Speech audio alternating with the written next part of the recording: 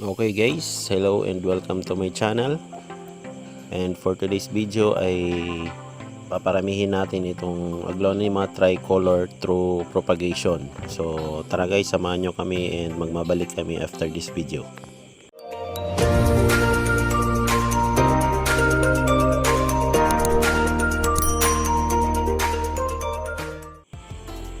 Okay guys, welcome back to my channel. And before anything else ay disclaimer muna tayo guys. Hindi po ako eksperto sa pagtatanim. Ang lahat ng mga i-share namin dito guys ay base lamang sa kung paano namin siya pinopropagate. And kung hindi ka pa nakakapag-subscribe sa aming channel ay huwag kalimutang mag-subscribe at i-click ang notification bell para ma-update po kayo sa mga i-upload naming videos. So yun na nga guys, no, ang i-propagate natin ngayon is itong Aglonema tricolor.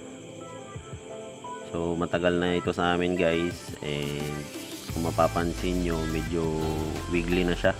So hindi na maganda yung kanyang tubo.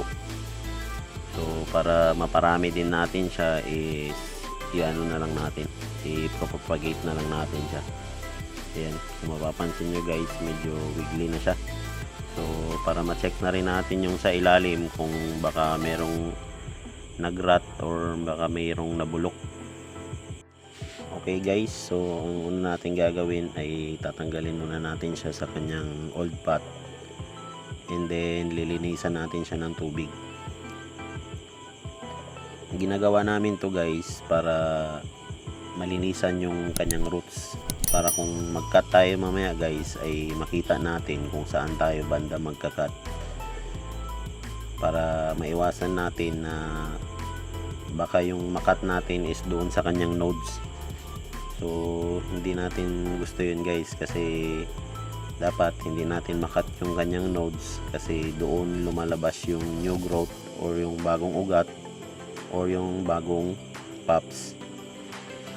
So ginagawa rin namin ito guys kasi para maiwasan natin yung infection, kasi alam naman natin yung lupa natin o yung soil mix natin is meron talaga yung mga bakterya.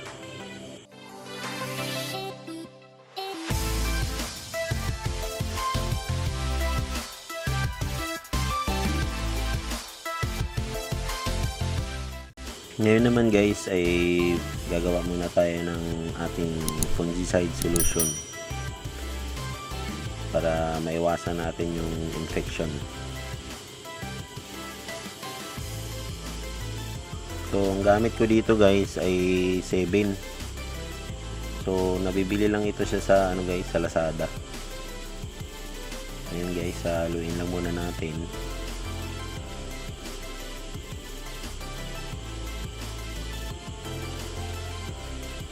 Tapos nyan guys ay magre-ready na naman tayo ng ating natural root hormone. So ang gagamitin ko dito guys is itong aloe vera. So sabi nila guys na ang aloe vera daw is isa ring root hormone. So pwede rin natin ito siyang gamitin sa ating Aglonema para mag-boost yung kanyang roots o mas mabilis siyang mag-roots.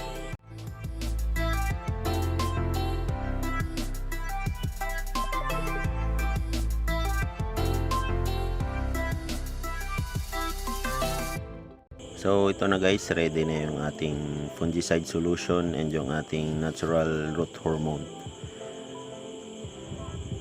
So ang next naman na gagawin natin guys is pagpuputol-putulin na natin itong ating Aglonema.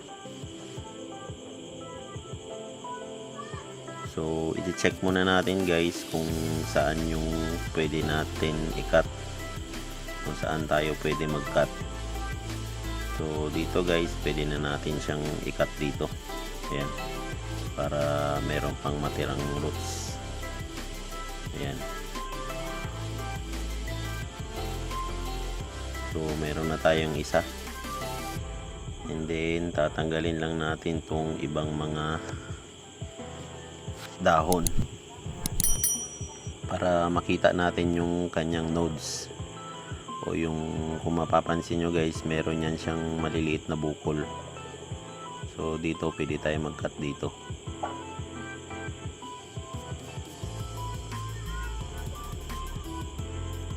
Ayan, so meron na tayong pangalawa.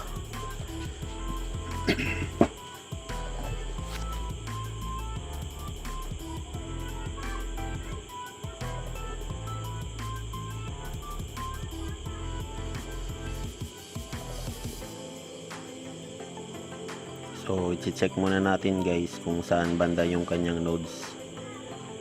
Mapapansin nyo yan guys, para yan siyang maliit na bukol.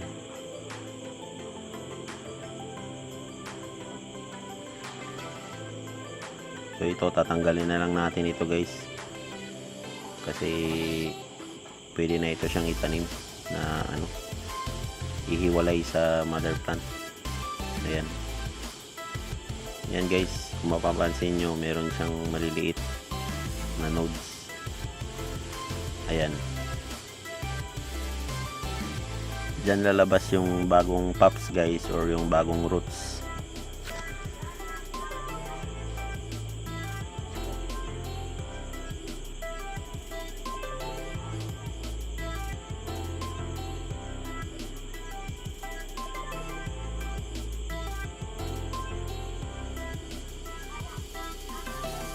Pwede na rin natin itong putulin.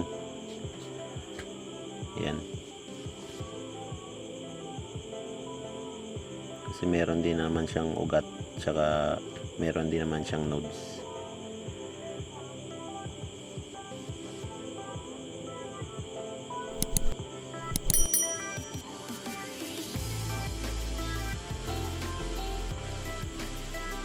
Ayan, meron siyang nodes.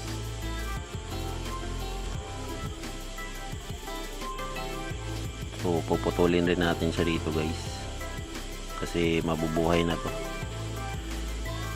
Ayan.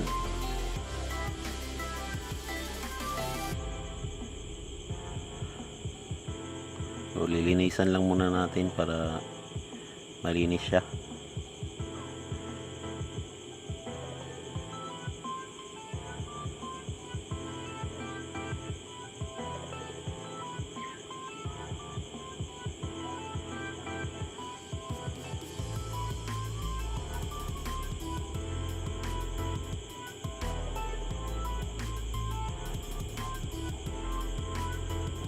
Ito naman guys, tatanggalin natin tong kanyang bulaklak, kasi sabi nila nagkukos daw ito ng stress sa tanim. So tanggalin natin to para hindi siya may stress, tsaka useless din naman yung bulaklak niya guys, kasi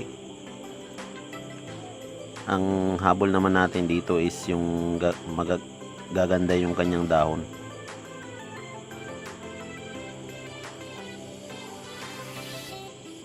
So ito na guys, meron tayong 6 na cuttings. So sa isang piraso natin is pwede tayo makapag-produce tayo ng 6 na cuttings. So ang next natin na gagawin guys is ibababad muna natin siya sa ating fungicide solution. So ibababad natin ito siya guys for at least 5 minutes. And then babalik tayo guys pag after natin ito mababad. So ngayon naman guys ay itatanim na natin siya. So ang gamit kong soil mix dito guys ay itong soil mix na ginawa natin last episode. So ilalagay ko lang sa link description sa itaas or sa description box. So ilalagay muna natin siya sa ating natural rooting hormone. So ito yung aloe vera natin kanina guys.